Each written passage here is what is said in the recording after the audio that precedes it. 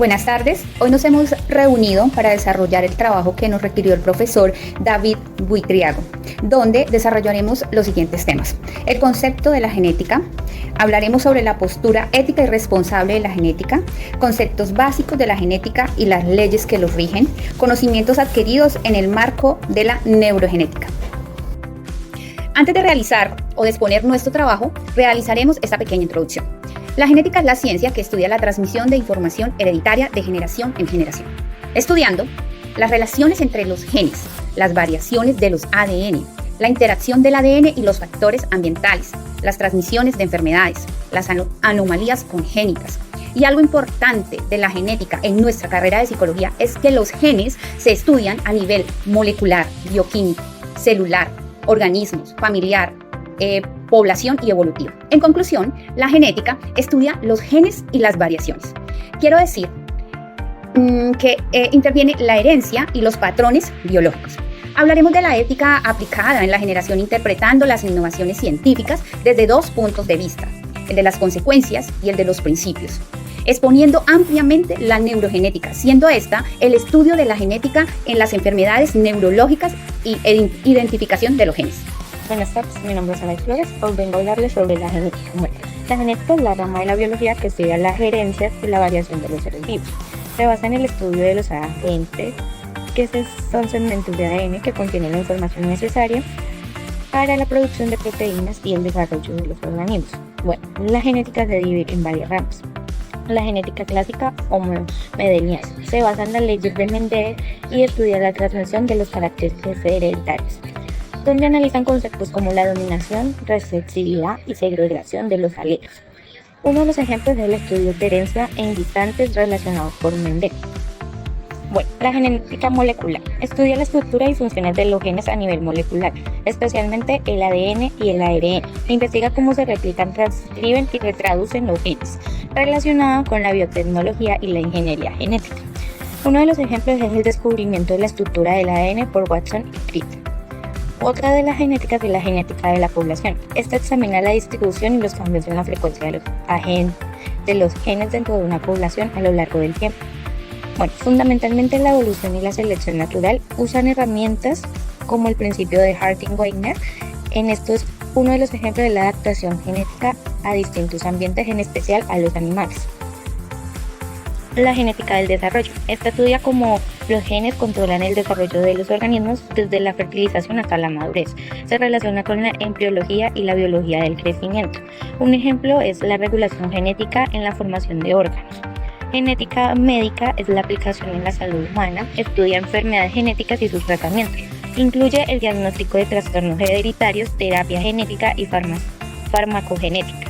Uno de los ejemplos es el análisis genético para detectar predisposición al cáncer. La genómica es el análisis del genoma completo del organismo y su interacción con el ambiente. Esto utiliza técnicas de secuencias y bioinformática, donde uno de los ejemplos es el proyecto Genoma Humano.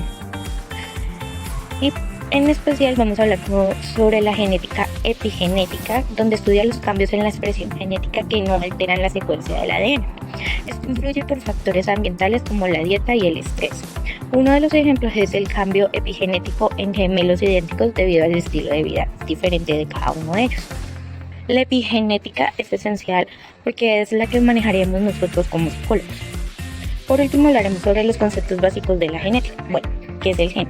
Es un segmento del ADN que contiene la información necesaria que permite a las células producir una proteína especial. Se transmite por el óvulo de la madre y el espermatozoide del padre. ¿Qué es el ADN? ADN, su sigla significa ácido desoxirribonucleico, que es una molécula que almacena la información genética y se encuentra en los cromosomas dentro del núcleo celular. Los cromosomas son las estructuras en el núcleo celular formadas por el ADN y proteínas. Los humanos tienen 46 cromosomas y 23 pares. ¿Qué es un alelo? Es las diferentes formas de un mismo gen. Cada persona hereda 2 alelos para cada gen, uno de cada progenitor. El genotipo es un conjunto de genes de un organismo, es la información genética que no siempre se expresa externamente. Un fenotipo son las características características físicas o funcionales de un organismo, determinadas por el genotipo y el ambiente. Tenemos 3 tipos de herencias, que son la herencia de Meliana, por 3 leyes, que son los principios de transmisión de los genes. Están formulados por Gregor Mendel, que estas son la ley de la segregación. Cada individuo tiene 2 copias de cada gen y transmite solo una a su descendiente. La ley de la distribución independiente son los genes que se diferencian entre estos sean hereditarios de manera independiente, y están las mutaciones. Es el cambio en la secuencia del ADN que puede afectar la función de un gen. Puede ser beneficiosa, perjudicial o neutra. Un cromosoma es la estructura organizada del ADN y proteínas dentro del núcleo celular. El genoma es un conjunto completo del ADN de una organización. Buenas, en esta oportunidad les hablaré de la genética y la psicología en un enfoque conceptual. La genética influye en la formación de las estructuras neuronales y por lo tanto en el comportamiento. Según Ardila, la psicología ha pasado de una visión más biológica a una que también considera la cultura, logrando así un enfoque más amplio del comportamiento humano.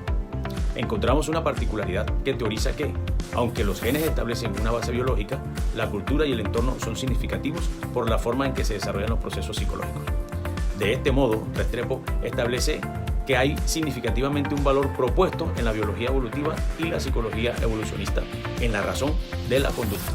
Claramente, esta opción propone que la selección natural ha mejorado algunos rasgos genéticos que renuevan condicionalmente la resiliencia de un individuo al entorno. No obstante, la manera como se utiliza esta comprensión de ideas se debe tratar de manera responsable para evitar caer en determinismos biológicos que justifiquen desigualdades o sesgos sociales. Gampo afronta la biología del aprendizaje, fundamentando que la genética es mediadora en la capacidad cognitiva, de tal manera que el aprendizaje es un proceso activo, opcional, que propone a un sujeto a la interacción propuesta por los ambientes y la predisposición biológica. Este enfoque permite crear estrategias educativas más inclusivas y personalizadas, evitando orientaciones reduccionistas que atribuyan al éxito o al fracaso exclusivamente a factores genéticos. Siguiendo en este mismo contexto la ética y la responsabilidad en el uso del conocimiento genético.